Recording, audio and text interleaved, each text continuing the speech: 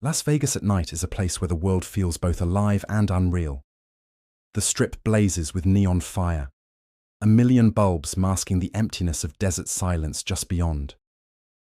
For tourists, it is paradise. For locals, it is a stage. And for one fractured family, it is the thin veil that hides a life already cracking beneath the weight of unspoken truths. Inside the Mirage Hotel, a black limousine rolled to a stop. The husband stepped out first. Tall, broad-shouldered, dressed in a tailored suit that whispered wealth, but not warmth. His eyes darted across the entrance, never resting long, as though the brightness of the lights were too sharp for a man already worn down. His wife followed, elegant in a deep red dress that shimmered under the casino glow. Her smile was perfect, polished, and utterly hollow. Their teenage son trailed behind, earbuds in, distracted, oblivious to the currents tugging between his parents. The suite they checked into was extravagant, floor-to-ceiling windows overlooking the Strip, a marble bar stocked with expensive liquor, and velvet drapes that could shut out the world in an instant. Yet despite its luxury, the atmosphere carried a heaviness. Their presence filled the space not with laughter or love, but with silence. She set her purse down, carefully placing her phone face down on the counter. He loosened his tie, staring at her as though waiting for her to speak first. The boy vanished into the adjoining room, leaving only the husband and wife in the suite's open silence. "Nice view," she said softly, her voice thin. He glanced at the window. "It's still Vegas. Looks better from a distance." The exchange died there, the words lifeless. She crossed to the minibar, pouring herself a drink she didn't want. He sank into a chair, scrolling through his phone but seeing nothing. Narration carried the weight of their distance. Two people who once knew each other's rhythms, now moving like strangers in the same room.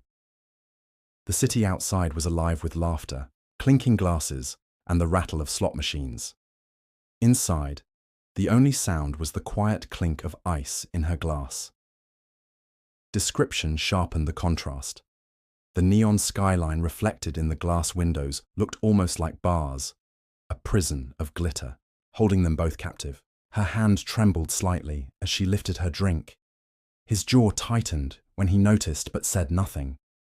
The boy reappeared briefly, pulling his hoodie over his head. "I'm going to go downstairs, check out the arcade." "Don't be late," his father said, though his tone was more distracted command than genuine concern. "Yeah," the boy muttered, vanishing into the hallway. The door shut, and the silence doubled in weight. She dared a glance at her husband. "It's just a weekend. Maybe we can try." He cut her off. A weekend doesn't fix what's broken. His eyes finally met hers, cold and searching. "We'll play our part. That's all anyone needs to see." Her face faltered, the practiced smile breaking at its edges. She turned back toward the window, her reflection fractured by the glass. Behind her, he pressed his hand against his temple, as if holding back words that might detonate if released. Narration lingered on the unspoken truth. This trip was not a vacation, but an attempt at appearances. A family framed in neon, pretending, for the world, what they could not pretend for each other. The night deepened outside, laughter echoing from the Strip below. In the suite, their silence grew louder, more dangerous. The hotel walls held their secrets, but not for long. And as she stared down at the desert city sparkling beneath them, she wondered how much longer she could keep her own secret buried. The night stretched long in their hotel suite, yet neither sleep nor peace found them. After their son closed the door to his adjoining room, the husband and wife remained in separate corners, two shadows bound by a contract of silence. Las Vegas glittered outside, but within, only emptiness grew. Narration carried the weight of their inner lives. For years, they had danced the routine of marriage, appearances at galas, vacations in polished resorts, dinners with practiced laughter. But beneath it all, an erosion had begun. Small resentments hardened into walls. Trust had frayed. By now, only obligation and memory tied them together. threads stretched thin enough to snap. He sat with his laptop open, not working, just staring at spreadsheets as if numbers could distract him from his suspicions. She lingered by the window, arms wrapped around herself, her reflection a ghostly double in the glass. Their silence was no longer peace. It was accusation. Finally, he spoke. His tone was measured, almost casual. "You've been distracted, lately." Her breath caught. "We've both been distracted." "That's not what I meant." His eyes never left the laptop screen, but his words were knives aimed directly at her. She turned, voice sharp. "Then what do you mean?" He closed the laptop slowly and met her gaze. "You don't look at me anymore. You don't even try." The dialogue cut deep, pulling more emotion than either wanted to reveal. Her eyes shimmered with unshed tears, but her voice was steady. "You stopped looking first." Silence followed, thick and bitter. Description painted the scene. The city lights outside pulsed like a living heartbeat, filling the suite with a restless glow. Her red dress hung loose. Now, her makeup smudged at the edges. He sat rigid, his shoulders hunched with the weight of distrust. Narration deepened the fracture. For her, every word was a battle between confession and concealment. For him, every glance at her was poisoned by suspicion. Both longed for the comfort of their early years together, but neither could reach across the canyon they had carved. There, suns stirred in the other room, faint music leaking through the door, reminding them of the fragile life they were both pretending to protect. The husband's gaze softened briefly, thinking of the boy caught in the crossfire. The wife noticed and looked away, guilt pressing hard against her chest. "You think I don't notice," he said finally, his voice low. "But I do. Every time you check your phone, every time you smile at nothing." Her hands trembled at her sides. "You're imagining things." "Am I?" The question lingered, unanswered, hanging like smoke in the air. Description shifted to the small details. The untouched drink sweating on the counter, the rumpled bed untouched by either of them, the faint hum of casino machines drifting from below. Everything around them screamed life, yet their suite was filled only with decay. Narration closed in on her perspective. She felt the walls pressing tighter, the weight of her secret growing unbearable. He was circling closer, and every word he spoke threatened to tear the truth from her lips. Still, she clung to denial, desperate for just a little more time. He rose suddenly, pacing the room. His footsteps echoed against marble floors, sharp and restless. "I don't know what's going on with you," he muttered, "but I'll find out." Her heart stuttered, fear crawling up her throat. She wanted to speak, to confess, to unburden herself, but the image of her son stopped her. His innocence, his trust, all of it would be destroyed, and so she swallowed her words, hiding them beneath another forced silence. When the husband finally retreated into the bedroom, slamming the door behind him, the wife collapsed onto the couch. Her hands gripped her face, muffling the sound of a sob. Outside, the strip pulsed with neon rhythm. Inside, the rift between them widened, silent but deadly. And in the boy's adjoining room, a message buzzed on his friend's phone, an unanswered text that would soon pull their fragile world into deeper danger. Morning sunlight crept through the velvet drapes, cutting harsh lines across the suite's polished floor. The wife sat alone at the breakfast table, stirring a cup of coffee that had long since gone cold. Her husband had already left for a business meeting, though his final words still clung to the air. "I'll find out." She told herself they were only words, but her chest felt crushed beneath them. Narration captured her fragile state. Secrets always weighed heavy, but this one had become unbearable. Each glance from her husband, each suspicion in his voice, threatened to expose what she had tried so desperately to hide. Yet temptation, reckless and dangerous, had already carved its place in her heart. The soft sound of laughter broke her thoughts. She turned to see her teenage son enter with a friend at his side. The boy's energy filled the room, but it was the friend who caught her gaze. He was tall for his age, lean, with a confidence that teetered on arrogance. His eyes met hers briefly, a flicker of recognition, of something unspoken, before he dropped his bag carelessly on the couch. "This is Ethan," her son said, unaware of the tension sparking just beneath the surface. "We're gonna hang out, by the pool." She forced a smile. "Nice to meet you, Ethan." The boy's grin was quick, charming. "Thanks for letting me tag along, Mrs. Hale. This place is incredible." Dialogue revealed only the surface, but underneath, her pulse quickened. Ethan's voice was familiar, too familiar, reminding her of the nights when she had let lines blur and boundaries collapse. The echoes of those nights pressed against her, even as she forced her face into composure. Description sharpened the moment. Ethan's hand brushing against hers as he reached for a glass of orange juice. The way his smirk lingered too long. The way her son remained oblivious, scrolling through his phone. Narration carried the storm inside her. The weight of guilt pulled heavy, yet there was something intoxicating in Ethan's nearness. Something she both despised and craved. It was a dangerous game, and one that could destroy everything if ever revealed. "Mom, we'll be downstairs," her son said, tugging Ethan toward the door. The boy's hands trembled as he ran them through his hair, whispering to himself, "It's gone too far." His father caught the motion in the reflection of the glass and narrowed his eyes. "What are you hiding?" the husband demanded, his voice low and sharp. The boy hesitated, caught between fear of his father's wrath and the unbearable weight of the truth pressing against his chest. Finally, he turned, his face pale under the sterile hotel lighting.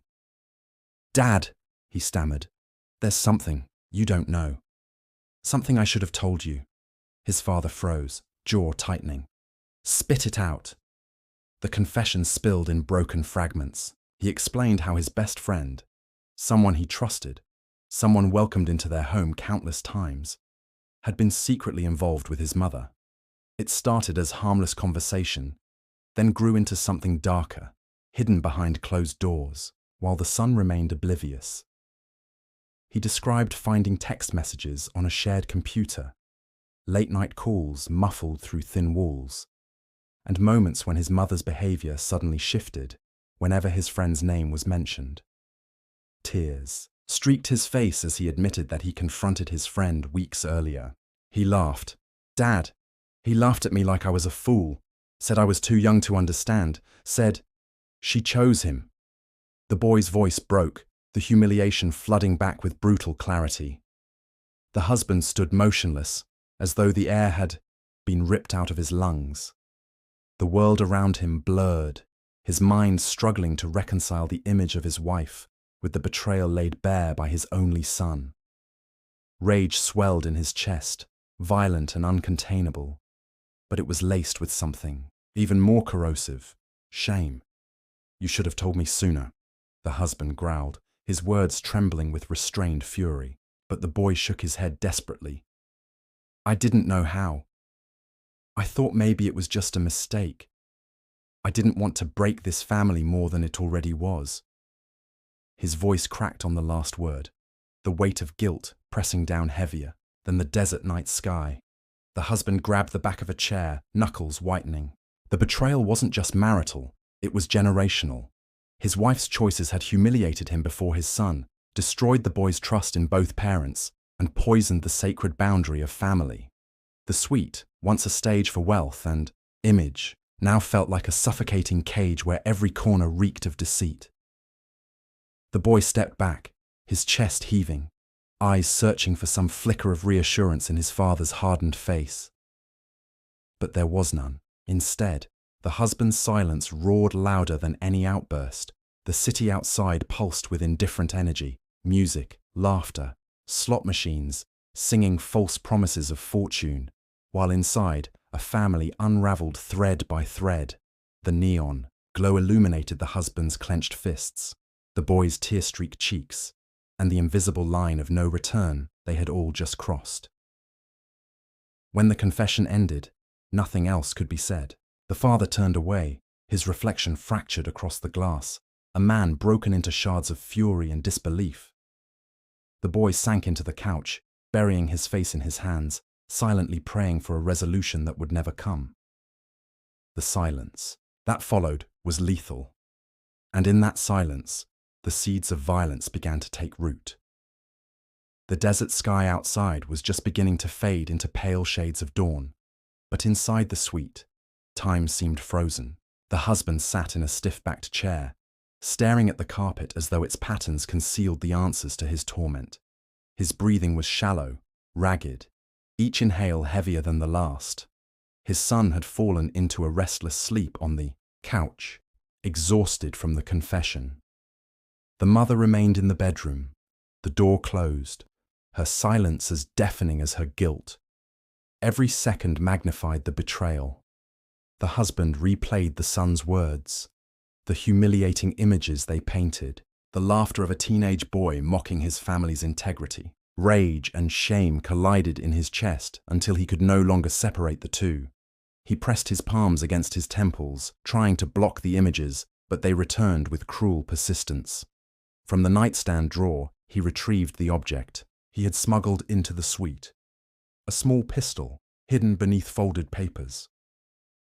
He had carried it for protection, or so he once told himself. But now, as the cold steel weighed down his hand, the definition of protection blurred. He wasn't sure if he was defending himself, his family, or his pride. All he knew was that the gun felt like the only anchor in the chaos of betrayal. The hum of the city drifted faintly through the thick glass windows. Sirens in the distance, a taxi horn, laughter from the street below. It all sounded grotesquely normal. How could life outside continue when his world had been obliterated? He glanced again at his son, curled under a blanket, face streaked with dried tears. The boy had trusted him to restore order, to avenge humiliation. And perhaps that trust was the final nail. He could not stand by as his family's honor disintegrated. His mind turned to his wife. Behind the closed door, she slept, or pretended to. He pictured her with the boy's friend, imagined stolen glances, whispered promises, and hands that should never have touched. Each vision was a blade twisting deeper into his chest. The thought of her betrayal intertwined with the boy's mockery until it was unbearable. He rose slowly, pistol in hand, the weight of his decision pressing down. With every step toward the bedroom door, the suite was silent, save for the rhythmic hum of the air conditioning, the faint ticking of an ornate clock on the wall. He stood outside the door, listening. No sound, just silence thick enough to suffocate him. He raised his hand, hovered, for a moment, then pushed the door open. The hinges creaked softly. The room was dim, curtains drawn against the approaching sunrise. His wife stirred, sensing his presence. She opened her eyes, confusion flickering across her face before dread settled in. "What are you doing?" she whispered, her voice hoarse. The husband said nothing at first. He simply stood there, the pistol glinting faintly in the half-light, his shadow stretching long across the bed. His silence spoke louder than any accusation. Finally, he muttered, "You destroyed everything." Her breath caught. She sat up slowly, hands trembling, eyes darting toward the weapon. "Please," she begged, "don't do this. We can fix it." "Fix?" His voice cracked, a mixture of grief and fury. "You let a boy into our bed. You humiliated me, humiliated our son. How do you fix that?" Tears spilled down her cheeks. She shook her head desperately, words tumbling out, in fragments, regrets, excuses, pleas. But the husband's grip only tightened, his resolve hardening with each syllable she uttered. The room grew unbearably tense, the air charged with the inevitability of violence. Outside, the first light of dawn broke across the Las Vegas skyline, casting the room in a pale glow that felt almost cruel in its serenity. In that fragile dawn, the husband crossed a threshold within himself. There was no going back. The pistol gleamed faintly in the dim light, its cold steel a reflection of the husband's fractured soul. He stood at the foot of the bed, trembling, not from weakness, but from the unbearable collision of rage and despair. His wife's sobs filled the room, each tear echoing the betrayal she had confessed. "Please," she whispered again, her voice barely audible over the pounding in his chest. "Think of our son. Think of what this will do to him." Her plea landed like shards of glass. For a brief, fleeting second, the husband's hand faltered. He saw his son's sleeping form in the other room, innocent despite the storm that had erupted around him. But just as quickly, the images of her infidelity surged back, the cruel smirk of a teenage boy, his wife's complicit silence, the family's name reduced to a joke whispered in locker rooms and school hallways. His grip tightened. "You already did this to him," he hissed, voice cracking under the weight of rage. "You destroyed him before I even had the chance to protect him." The wife inched forward on the bed, her hands raised in trembling surrender. The sheets rustled softly, like a shroud preparing to fall. "I made a mistake," she choked. "A terrible, shameful mistake, but we can end it here. Don't let this be the end of us." The husband's heart hammered in his chest, each beat like a countdown. He wanted to believe her, wanted to step back, put the gun away, and rebuild what was broken. But then he remembered the way she avoided his eyes all week, the forced smiles, the distant touch. The betrayal wasn't sudden. It had lived in their home, poisoning the very air they breathed. The silence stretched, unbearable, fragile as glass, and then it shattered. The gunshot ripped through the room, deafening, final. His wife's scream cut short, replaced by the dull thud of her body collapsing onto the bed. Blood bloomed across the white sheets, stark and cruel in its simplicity. For a moment, the world went still. The husband stood frozen, arm extended, smoke curling from the barrel. The gun felt heavier now, an anchor dragging him into the abyss he had chosen. His ears rang, drowning out the distant sounds of the city waking. Outside. Then, movement. The bedroom door creaked. His son stood there, eyes wide, face pale as he stared at the blood-soaked sheets. The boy's voice cracked as he whispered, "Dad, what did you do?" The husband's chest seized. His hand dropped, the pistol clattering onto the carpet. He opened his mouth to speak, but words refused him. What explanation could there be? That this was justice? That betrayal justified murder? The son took a shaky step back, tears already welling in his eyes. He wasn't looking at a father anymore. He was staring at a stranger, a monster birthed from anger and humiliation. The husband reached out a trembling hand. I had to," he stammered. "She ruined us. She ruined everything." But the boy turned and ran, his sobs echoing through the suite. The door slammed shut, leaving the husband alone with his wife's lifeless body and the suffocating silence that followed. He sank onto the edge of the bed, his hands now slick with blood.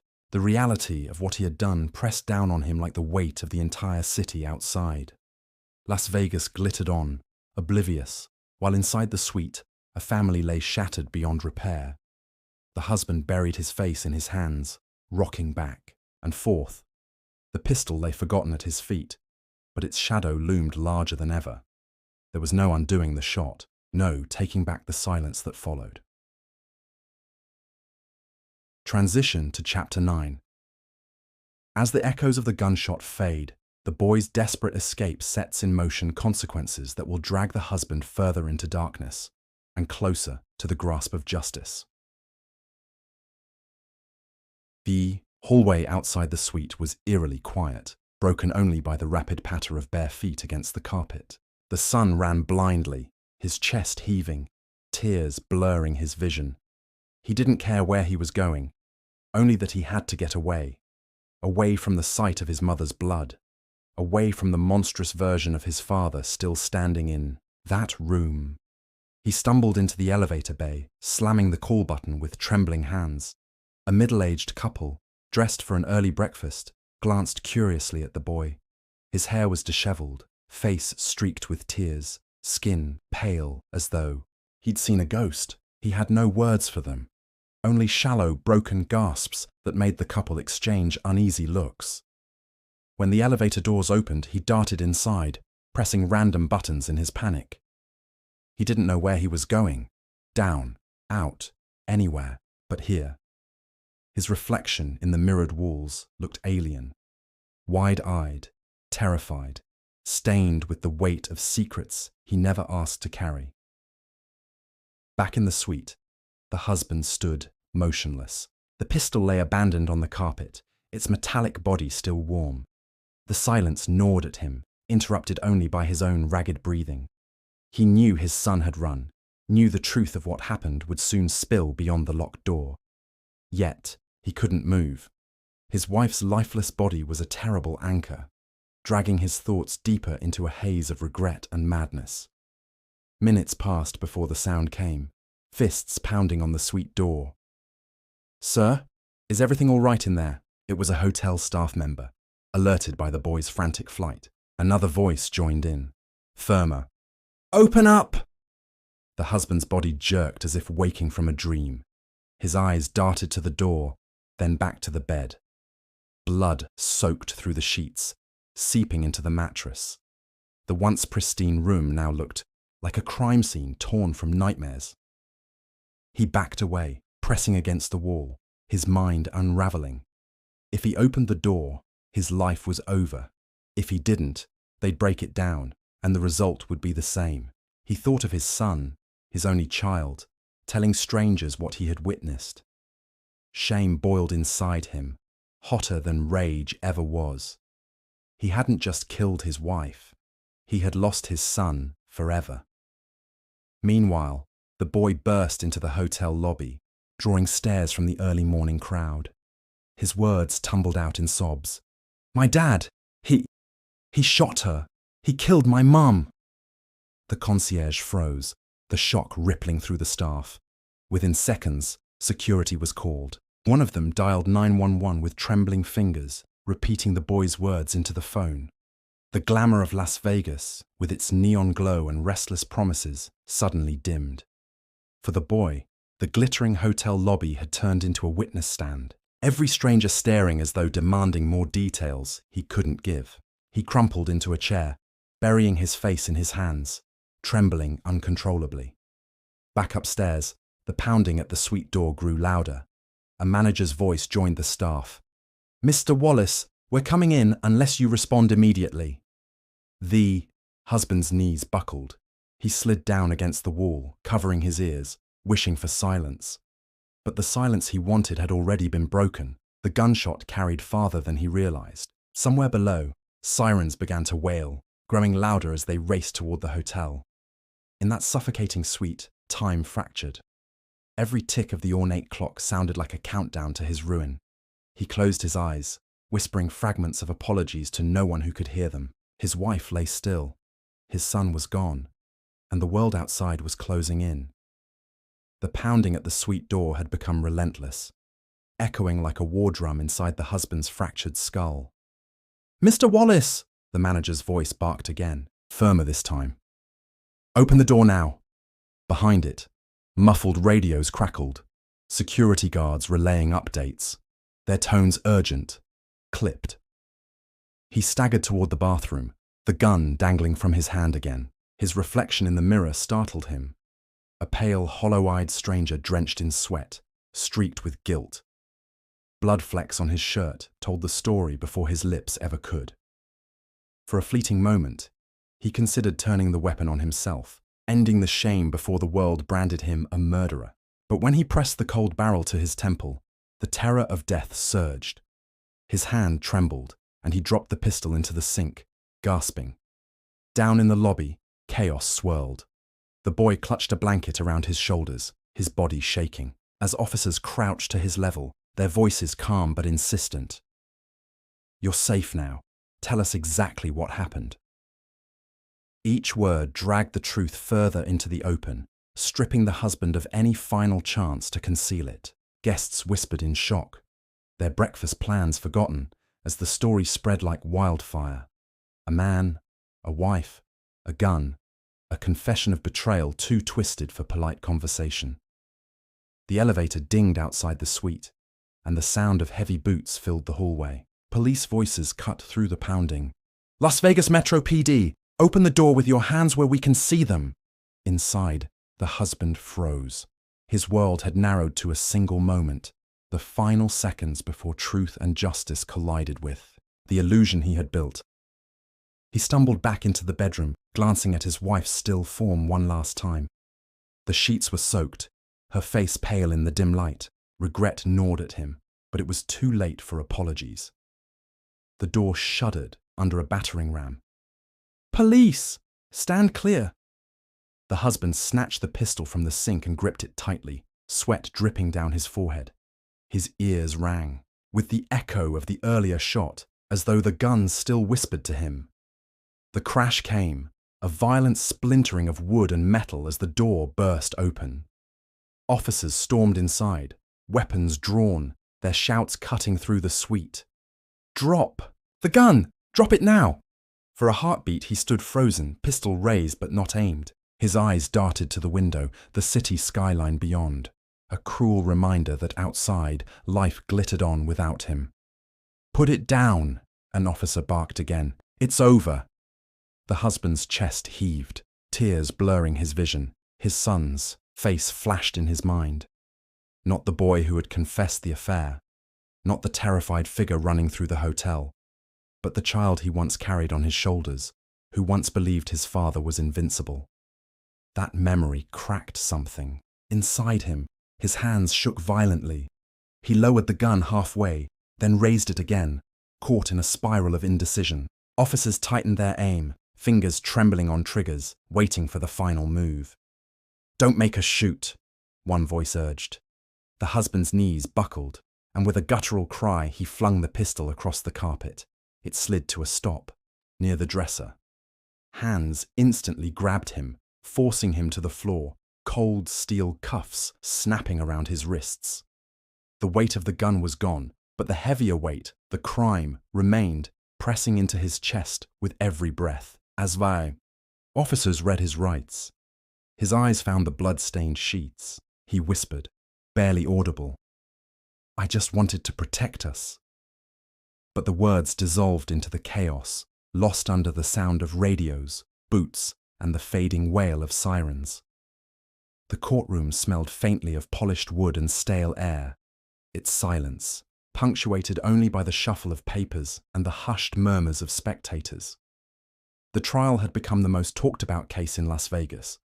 The husband who killed his wife after her affair with their teenage son's friend. Reporters swarmed the courthouse steps daily, cameras flashing, headlines screaming betrayal, lust, and murder. The glitter of Las Vegas had found its newest spectacle. The husband sat at the defense table, shackled not by the cuffs on his wrists, but by the weight of his actions. His once proud posture was gone, shoulders slumped, hair unkempt, eyes hollow.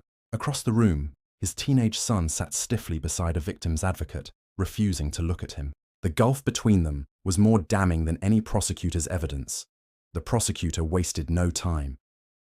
"Ladies and gentlemen of the jury, this is not a crime of passion. This was cold-blooded execution. A man who could not handle humiliation chose violence instead of reason. He killed his wife in cold blood, and he did so in front of the family he claimed to protect." She nodded quickly. "Don't stay out too long."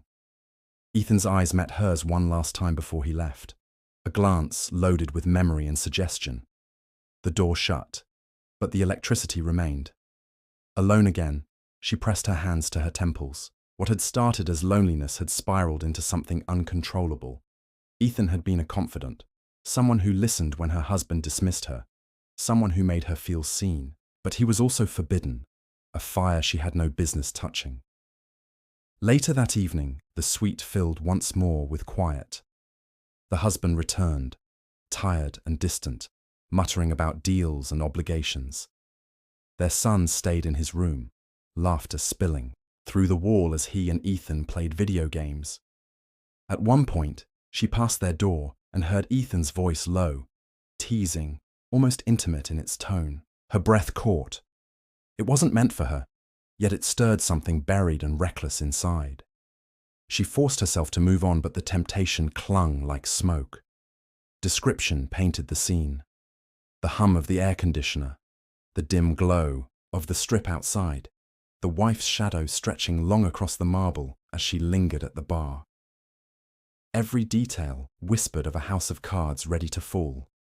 Narration ended on the growing peril. Ethan was not merely a visitor, he was a living reminder of her betrayal, a spark threatening to ignite the fragile silence holding their family together. And as midnight crept closer, she knew it was only a matter of time before whispers in. The dark would turn into confessions no one could take back. Night in Las Vegas had its own rhythm, a restless pulse that seeped into every corner of the city. Inside the suite, the hum of traffic mixed with distant casino music. But for the wife, silence pressed louder than sound. She sat at the edge of the bed, staring into the shadows, replaying every stolen moment that had led her here. Narration pulled her backward into the memory of where it all began. Months before, Ethan had been nothing more than her son's friend, a boy who dropped by after practice, polite and unassuming. She remembered how his laughter filled their kitchen, how his confidence seemed years ahead of his age. She should have looked away, dismissed the flicker of admiration as fleeting. Instead, she leaned into it. It started small. Long conversations when her son wasn't paying attention. Confessions whispered across the living room when her husband was out late again. Ethan listened in ways her husband never did. His eyes steady, his words curious, unfiltered. For the first time in years, she felt visible, wanted. One evening as she folded laundry, Ethan lingered in the doorway. "You always look tired," he said softly. She laughed it off. "That's what happens when you carry everyone else's weight. You shouldn't have to." His words landed with a weight heavier than they should have. Dialogue deepened, the memory. "You're just a kid," she whispered, though her voice trembled. He smirked faintly. "Old enough to know what I want." Description sharpened the forbidden moment. The way he leaned against the doorframe, casual yet deliberate. The way her pulse raced in her throat. The way she couldn't seem to turn away. Narration unraveled the slow descent. From there, lines blurred. Late-night texts became frequent, coded words hiding beneath emojis. Her phone buzzed when her husband was asleep beside her. The thrill of secrecy was intoxicating, drowning her guilt in adrenaline. Each message pulled her deeper into the fire. It wasn't just lust, it was escape. Ethan became her confidant, the one who asked about her dreams, who listened when she spoke of her loneliness, who reminded her that she was still alive beneath years of routine and disappointment. She knew it was dangerous. She knew it could never last. And yet, when his hand brushed hers one night in the kitchen, she didn't pull away. The first kiss was clumsy, urgent, stolen in the darkness of the garage, while her son grabbed his backpack inside. The memory burned in her mind. His lips, the rush of guilt, the terrifying thrill that she had crossed a line she could never uncross. Dialogue returned, quiet and loaded. "This is wrong," she whispered after that first kiss. "Then why does it feel like the only thing real?" Ethan murmured back. Description lingered. The sharp smell of gasoline in the garage, the cold metal of the car door pressing against her back, the quick footsteps of her son inside. Oblivious. Narration pulled her to the present again. Now, in the hotel suite, the weight of those choices suffocated her. She thought of her husband's eyes, suspicious and unyielding, of his promise, "I'll find out." Each memory with Ethan felt less like passion and more like evidence, a trail of fire leading straight to ruin. She rose from the bed, pacing the suite. Every reflection in the window felt like judgment, every hum of her phone like a threat. She wanted to end it, to erase every trace. but her heart betrayed her with longing each time she heard Ethan's voice. The door to the adjoining room opened briefly, her son stepping out to grab water. Ethan's shadow stretched across the carpet, behind him, tall and silent. Their eyes met for only a second before the door closed again. That glance carried every secret they had buried and every danger that still lay ahead. Narration closed on her torment. She knew her husband's suspicion was no longer vague. It was tightening, circling, waiting for proof. And when proof came, it would not end quietly. The whispers in the dark had already begun to echo. Soon they would reach his ears. The husband had always trusted patterns, numbers, schedules, routines. These were his anchors in a chaotic world.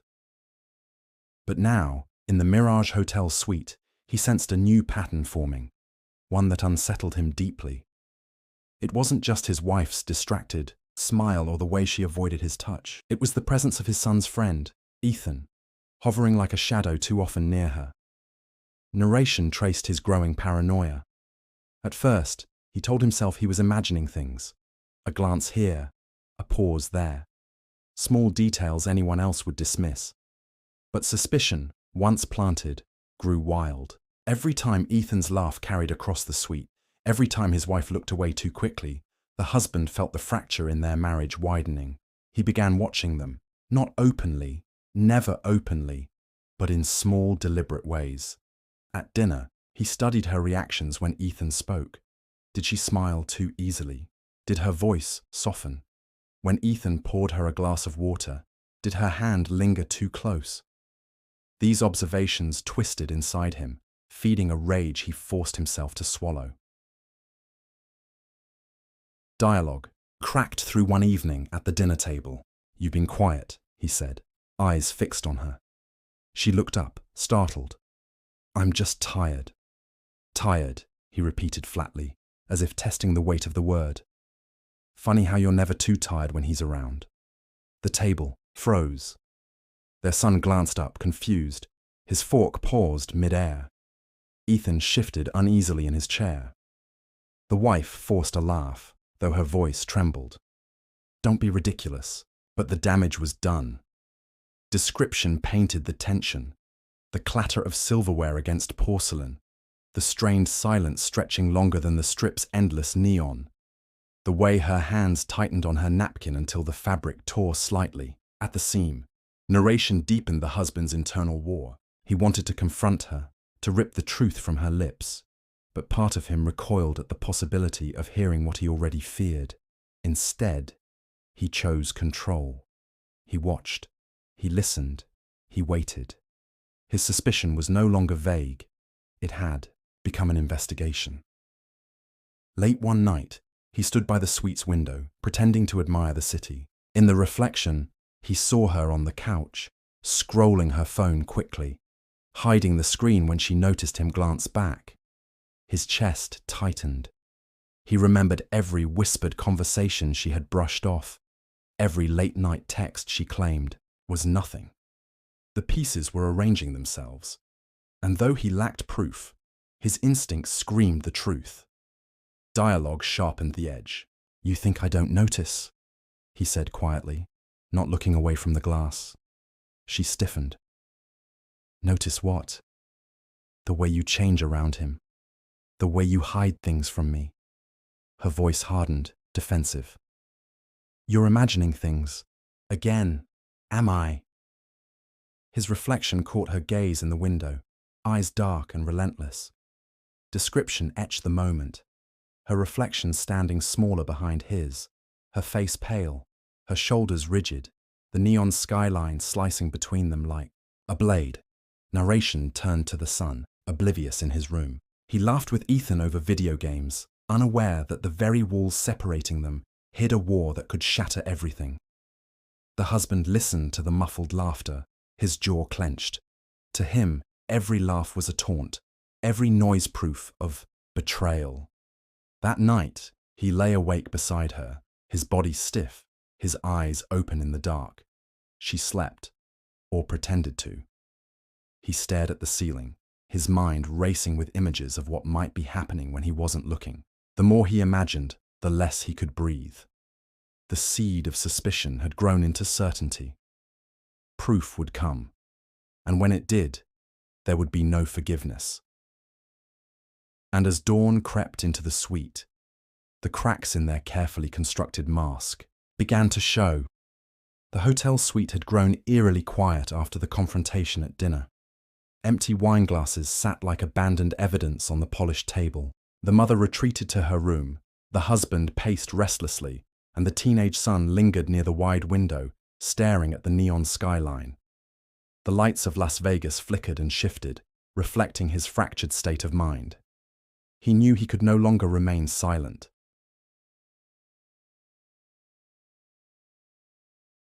His defense attorney countered with trembling conviction. This was not cold-blooded. This was a man pushed beyond human endurance, betrayed by the woman he trusted most, humiliated by the knowledge it was with his son's closest companion. He snapped. Anyone could have. The attorney gestured toward the jury, appealing to their shared humanity. This is not the story of a murderer. It's the story of a broken man trapped in unbearable betrayal. The jury shifted uneasily. Some faces softened, others hardened further. But it was the boy's testimony that cut deepest. He walked to the stand, clutching the edge as though it were the only thing keeping him steady. His voice wavered, but each word was sharp. I saw my dad shoot her. I begged him not to, but he said she ruined everything. He didn't just kill my mum, he killed us. He killed our family. The husband's chest constricted, eyes filling, with tears as he whispered, I'm sorry, under his breath. But the boy didn't look his way. The distance between them was final. The courtroom grew heavier with each testimony. A hotel maid recalled hearing the gunshot. The concierge described the boy running into the lobby, sobbing about murder.